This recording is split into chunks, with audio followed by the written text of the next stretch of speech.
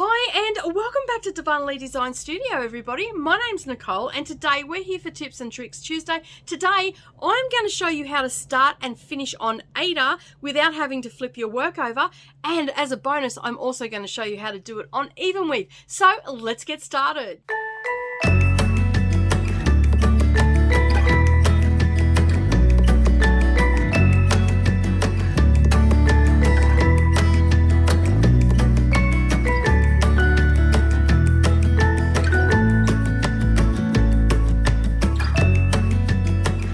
Alright, so today I am here to do, as I said in the intro, show you how I work from the top of my fabric without having to flip over my work, whether I'm doing a HAED or just a regular chart or heavy confetti or anything like that. So this is a request from the lovely Sue. She was watching my stitch with me and she sent me a question and asked me why, what was I doing with my threads? Why had I not finished them? She didn't see me finish them. She goes, did I miss it? And for the most part in my stitch with me, I do these next couple of methods, and it's because I don't want to have to flip my work backwards and forwards, especially if I've got a lot of thread changes and stuff like that. And predominantly I'm quite lazy when it comes to doing this sort of stuff, and so I just want to work from the top. I don't want to have to readjust and all that sort of stuff even when I'm doing regular stitching. Alright, so the first method is a tried and true method, and is this one I commonly use with all of my floss except for my fancy flosses, or my over dyed flosses. So this is one start that I use for all DMC and Cosmo. If it's a variegated, then I will refer to my fancy floss start. So it is called the loop method, and basically what you do is you get one strand of floss, you pull that out, you fold it in half, and you put your two ends through the eye of the needle like so, and then we are going to start from the top. So basically all I do is I go down into the fabric as if I'm about to start my cross stitch, and I don't pull it all the way through, and I stop just beforehand, and then I come up in my top corner, and then I will thread my needle through that loop, and I will give it a little tug without pulling on it too tight. And in that top corner where I came through, I will go back down in that hole, and I will just give it a slight tug, and then it basically creates a slip knot and it goes onto the back, and then we're ready to do our stitches. So I'll do a couple of stitches.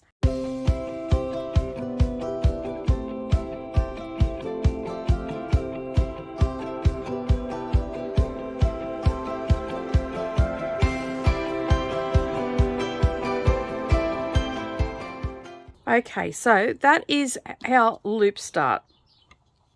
I'm just going to sit that, we're just going to do our starts first and then we'll move on to how to finish. So I'll just sit that there. The next start that I like to do is called the buried waist knot. So basically what I'm going to do is going to come down here and say this is my next row, and I'm going to be working this way. So what I will do is I will come across about 4 or 5, maybe 6 stitches, and in the middle of the Aida, so not in any of the holes, actually in the fabric itself, I will go down into the fabric, and you can see there I've just got a little knot in the end, and this is what I use for my fancy floss. And then I'll come back to where I'm going to begin, and then I will do my stitches as per normal. And with fancy floss I always do one stitch at a time.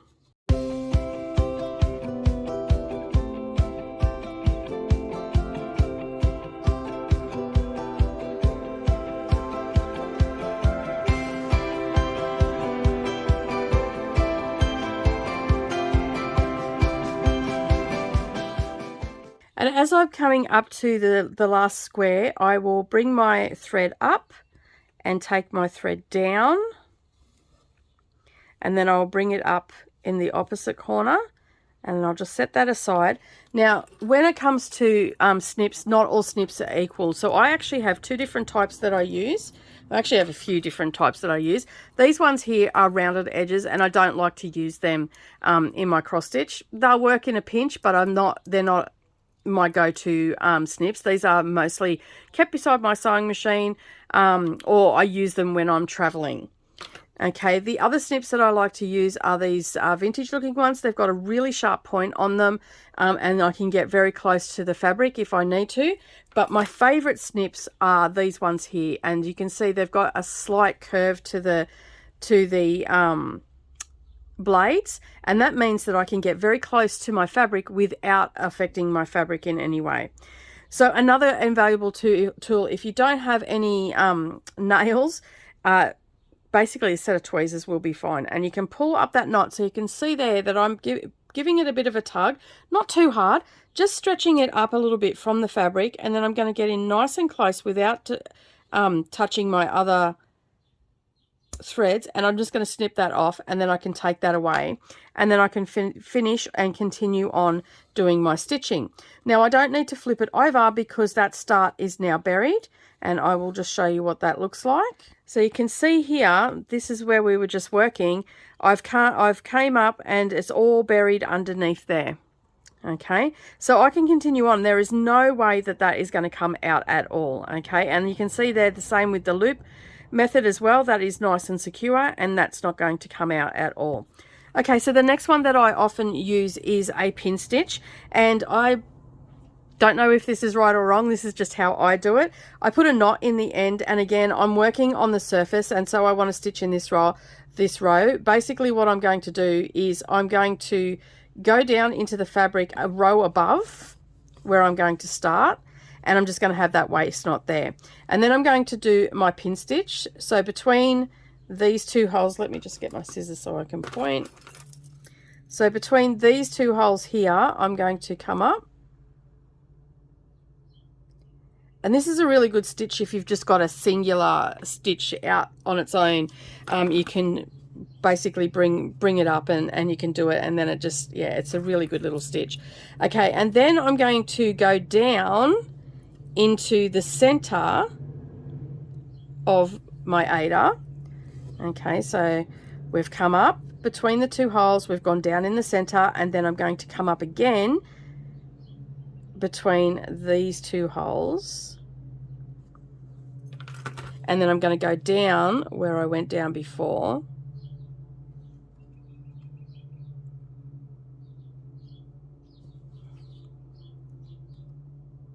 And as I said, it is a little bit trickier on Aida, and I'm just going to give that a little bit of a tug, and you can see it's almost disappeared. At this point now, I'm confident enough to snip off my waist knot, okay, and that just disappears to the back, and now I can continue on with my stitch.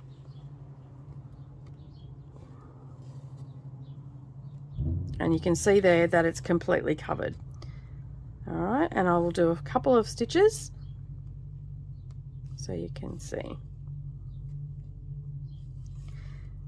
Now, I've never had it come undone on me or anything like that. It's a very secure way to do it, especially like, for instance, you might be doing a piece and there is, you know, you may be making a snowflake like on Snow Village. There's a couple of little ones that are just way away from everything, and it's too much of a jump thread. So basically you can then just do this little stitch, and you can do it for singular stitches as well, and I'll show you how to do that in just a moment, how to start and finish it. All right, so now we have started they're the 3 starts that I use all the time. Okay, and this is also, I do not have to flip up my work. So could you imagine, I'm filming my stitch with me, I've had to do like a small row like this, I've got to change my thread, I've got to finish it off, and so then I've got to keep flipping it and readjusting and making sure that I'm in shot and all the rest of it. So that's why I have taught myself how to work from the top and the top only, and be confident that all my threads are buried, secured, and all that sort of stuff. All right, so I've got all these threads hanging around here. I'm just going to pull it out and show you what it looks like on the back. So you can see here, my pin stitch, it's very secure. It actually looks like a little knot, but it's flat. It's not raised or anything like that. And you can use all these methods on both Aida and also Evenweave. Okay, so now we're going to talk about our finishing. All right, so I'm going to show you what to do with the green one. And this is my preferred method. So if you've watched my stitch with me, you will see that I've got little tufts of floss hanging out everywhere. And I go across, like, so I've got a house, for instance, and I'm stitching down here and finishing. I'll actually drag my thread up and come out where I know it's going to get covered up. So it'll go wherever there's no stitching, it'll go that way, and I know that it's going to get covered up. So say I'm doing a line like I've just done here. I've started with a pin stitch, I'm using my fancy floss, and I want to finish off. I will move along that row about 4 or 5 stitches, and then I will come up in the center of my Aida, okay, and I'm going to cut my thread. Okay, and this is just, it's like, it's the ending for the buried waist knot. You can use it for that as well. Okay. All right, so what I'm going to do now is I'm going to restart because I've run out of floss and I haven't changed the color of the floss. I'm just going to continue starting. Okay, so we've done that and we're going back to where we need to start, and I'm going to put my stitches in. And I'm going to work right up to that knot. So what I'm doing right now is I'm actually burying my start and my finish together. And all right, and they're laying, because I've come up through the center, they're laying, like you've seen when I flipped it over, under these crosses. And I like to do 5 or 6 stitches in front because that will cover it really well. And it's the same as if I was going to be stitching down here. I would bring my thread down here, and then when I started doing the other color, it would cover up. Hopefully that makes sense.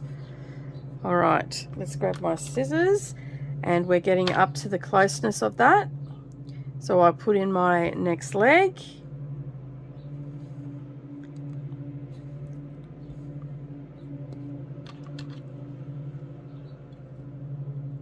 And we'll snip that off. Okay, so that now my waist knot and my ending thread is now finished. All right, so we'll have a look what that looks like. Flip it over. See, I've just moved my thread down there, but you can see that it is all buried underneath. It's nice and flat, and I don't have to worry about anything. All right, and that is if I'm continuing on and I'm going to be changing colors or anything like that, or I'll put it underneath somewhere. Okay, so now I need to change colors. So what I'm going to do is I am going to come a few steps, stitches in front, and then I'm going to come up. I'm going to snip. And then I'm going to get my green. Okay, so again, we're going to go down where we've got that waist thread happening, and then we'll come back and we'll start stitching. So that is if I'm changing color. And again, if I, for instance, I've come along here and then I need to change color, and that is the end of my row, I can use this same method where I've just got the waist thread. And I always like to have at least 4 or 5, where I can, 4 or 5 stitches covering it. So if I only had 3 stitches there, basically what I will do, I'll show you what I'll do in a second. All right, so we're coming back up to this again. We'll grab our snips.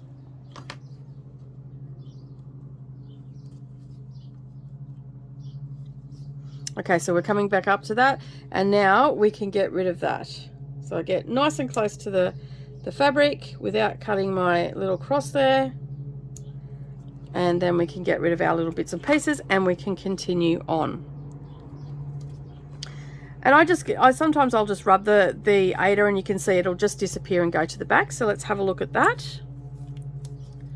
So you can see there that my purple and green thread are buried underneath there, and I'll just continue on.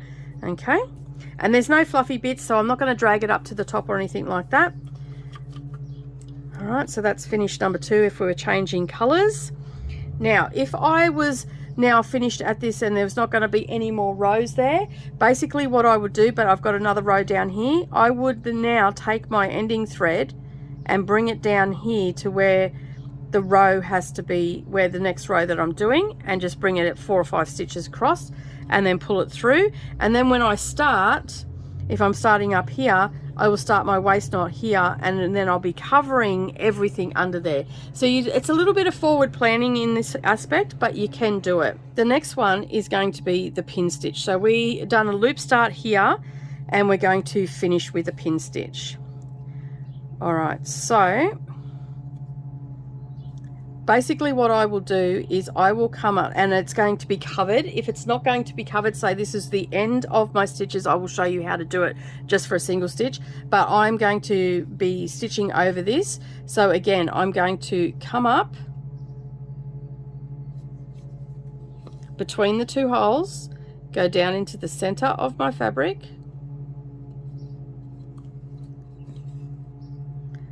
and give it a little bit of a tug. Okay, come up and go down,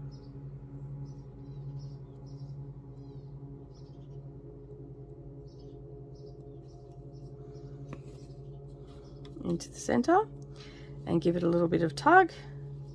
You can see it's almost disappearing, and then I will just come up and I will grab my thread and I'll put a little pressure on it and then snip it, and that's going to disappear, and then I will continue on with my cover.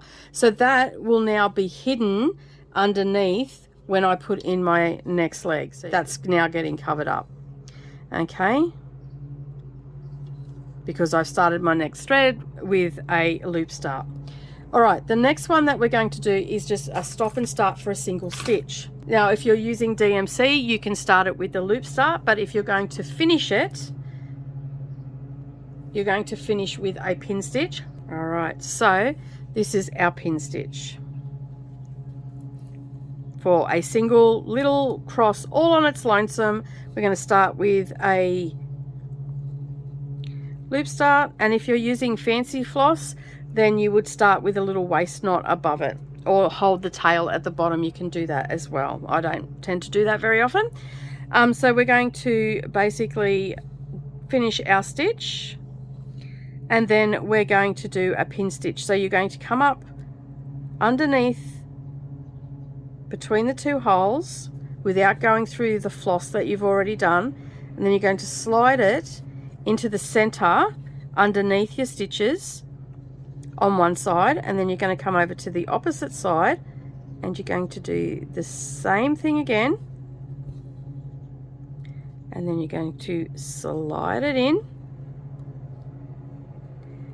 and then you're going to bring it up between the two holes. So you've brought it up through the two holes, and then you're going to go down into the center again. And for me, I don't know if this is correct or what, but I find that this is the best way to finish it off.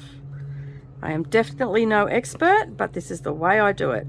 So you can see there, you cannot see any stitches, and then to completely end it off, I will bring it up at the bottom between those two stitches.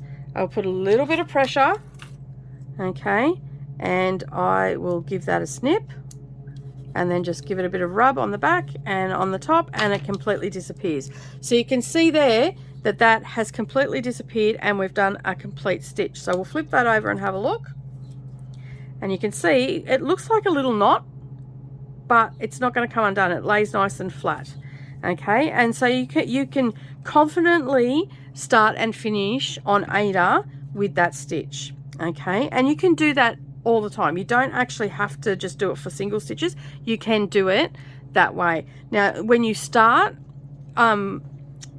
with a waist knot, you'll just have a little bit of a knot up here. You can get rid of that. You can also have it where it doesn't have a waist knot and it just has a little bit of thread that you hold on to, and you can just work from the top. So ideally what you're trying to do is eliminate the fact that you're working, you're not going to be working on the bottom at all. And you can see from all of those finishes there and starts that everything is nice and secure and nice and flat as well. Now it's exactly the same on all those starts, are exactly the same on Evenweave, except our finishes are a little bit easier. Okay, so I'm not going to show you how to do the starts or anything like that. What I'm going to show you is the pin stitch. All right, so we're going to do a single stitch. So this is 28 count Evenweave, Okay, and basically what you're going to do is you're going to go down in a hole. This is where our stitch is going to be. We're going to use the loop method to start, so we're going to go up to, so we'll miss a hole, and so we'll go up and then across. So we're missing a hole and going into the opposite corner, and we're going to do our loop start. Okay, so there's our loop start. We'll do our cross.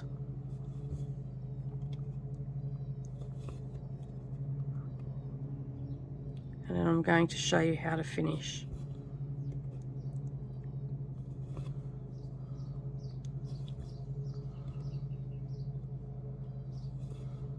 And I have two methods of finishing this way, okay? So I am coming, basically I'm coming up in the top right hand corner and coming down into the bottom left, and then I'll come up for the top leg. I'm coming up on this side and coming down on the top left and coming down into the right. So when I go to finish, I'm coming up to the end of my row, or I am about to change threads or something like that. What I do is I actually come up in the top left and I go down in the bottom right, and I just leave that loop there for a second, and then I come up in the top right. But then what I do is I go down into the, so you can see that little center hole there, I go down into there, and then I'll give that a little tug, and you can see it looks like I've got a leg there, and then I'll come up where I'm supposed to in the bottom one, and then again underneath that thread I'm going to go down into the center, and the top thread will just move, and you can see I've just created a cross, and then I will come up in the little hole between these two here. Okay, there's no threads in there, and I will go down into that center hole again, and then I will come up between my X's. There's a little hole there, and the more you practice this, the quicker you will get. And then I'll go down again. Okay, and that's going to finish it off, and then to snip my thread I'll come up in the top into a vacant hole above my cross, and I will just finish that off. So let's have a look at that, what that looks like on the back. You can see there that that is nice and secure, and it's nice and flat. So if we just had a single stitch, again we're going to use our pin stitch. Okay, and I'm going to use the waist knot method this time. Okay, so I've put in my waist knot, okay, and I've come in, and my little cross is going to be down here. So I want to start this, it's just underneath it. So I usually just go one thread up from where I need to be, and then there's not a lot of waste there because we're going to do a pin stitch start. So basically what I'm going to do is where my cross is going to be, I'm going to come up, not where the leg of the cross is going to be, actually between where they're going to be, and I'm going to go down into that center, so across one thread, then I'm going opposite that, come up, go down, and then I'm going to create my cross. And it doesn't matter where you come up, it's just how you create your cross as long as it's under the center. And then I'm going to go down, and I've created my cross. So I went horizontally to start. Now I want to go vertically to finish. So I'm going to do the same thing. Between those two legs there is a little hole, and I'm going to, hopefully you can see this because it's pretty tricky to get really close and it clear. So I'm going to come up, and then underneath my legs of my cross I'm going to go down into that center hole, and then opposite that I'm going to come up between the bottom two, and then I'm going to go underneath my cross and down into that center hole, and then I will come back up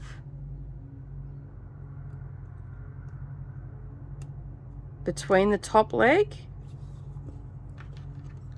and I will snip my thread off, and I will snip my waist knot off. Okay, so they're both gone now, and sometimes you might have to, you know, fix your, because you've stretched that even weave a bit, but you can see there that you can't see any of the stitching, okay, any of those little pin stitch, and that is just for a single one out on its own. Okay, and you can see even with the waist knot, it's nice and flat, okay, and there's nothing that's going to come undone. It is very secure. All right, so that is how we stop and start on the top without having to flip our work over. And as I said, all the starts work exactly the same way that we did on the Aida. They do exactly the same way on here on our even weave. It is a lot easier to do the pin stitch on even weave because we have holes to go in. We're not piercing the fabric, whereas with our Aida, we are actually piercing the fabric. Well, thank you so much for joining me today. I do hope that you enjoyed this tutorial. You can see how easy it is to hide those threads and not have to flip over your work as you're working along. And so hopefully, Sue, that answers your question on how I start and stop my work. And I do appreciate everybody clicking on this video and watching it. Please leave me a comment down below if you've got any more tips and tricks for me to help me not have to flip my work over. I would love to hear them. If you've made it this far and you're a new viewer or a returning viewer and you've yet to subscribe, make sure you hit that subscribe button and the little bell icon beside it, and then that way you're not going to miss out on any future crafty uploads or tips or tricks. But that's it from me today. Have a wonderful day, everybody, and I will see you all again next time. Bye for now.